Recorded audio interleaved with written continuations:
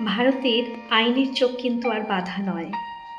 যে শ্বেতশুভ্র ন্যায়ের মূর্তি ছিল, তা আগে সেখানে কালো কাপড়ে চোখ বাঁধা থাকতো এবং এক হাতে দাঁড়িপাল্লা, অন্য হাতে তলোয়ার থাকতো। তলোয়ার অনেক সময় হিংসার প্রতীক হিসেবে পরিগণিত হয়, তাই সেখানে সংবিধান দেওয়া হয়েছে। সংবিধান অনুযায়ী বিচার করা এবং রায় শোনানো হয়।